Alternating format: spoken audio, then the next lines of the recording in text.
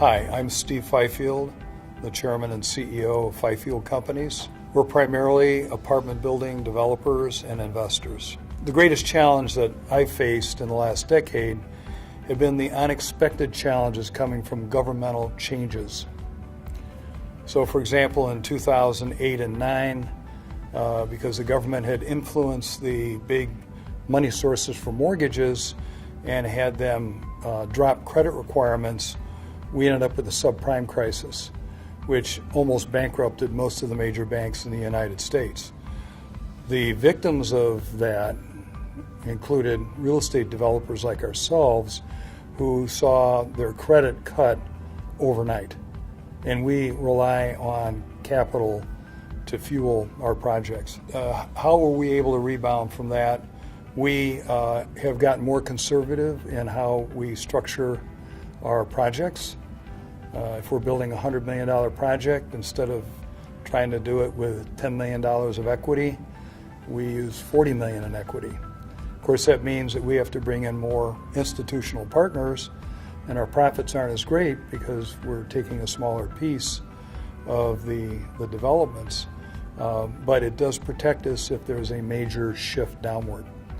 Today, our biggest governmental problems are the social engineering that government has been trying to do vis-a-vis forcing us to hire all what they call prevailing wage workers, which are primarily union workers, whose wages are almost double what we pay non-union workers, or asking us to single-handedly solve the affordable housing problems by requiring us to put high percentages of low-income housing in our projects.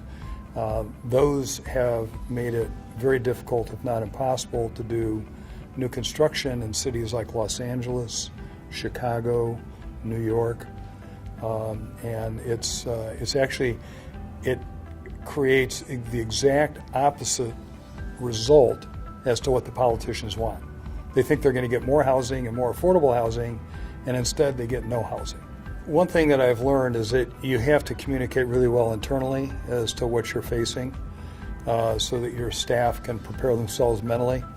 When you have to do workouts with banks, or you are struggling to try and get a project completed because bank funding has been cut back or eliminated, your staff needs to understand that. Secondly, what I found, because we do require hundreds of millions of dollars of capital to do what we do, is you've got to work very closely with your capital sources. So whether it's banks or state pension funds who invest with us, they need to know what's going on, and when you got a problem, our saying internally is good news fast, bad news faster.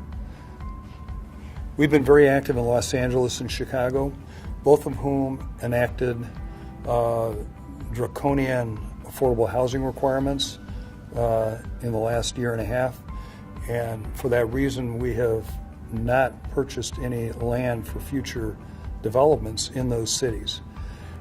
We expect the amount of production we do in LA and in Chicago will be a fraction of what we were doing the prior 7 to 10 years.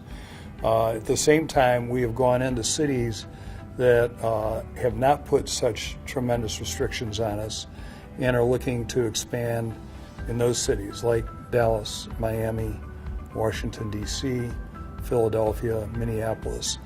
And as we've built in other cities besides LA and Chicago the last 20 years, we're comfortable doing that. But it's different, for us to have to take our expertise that we learned here in Chicago and transport it into other cities because we can't do it here.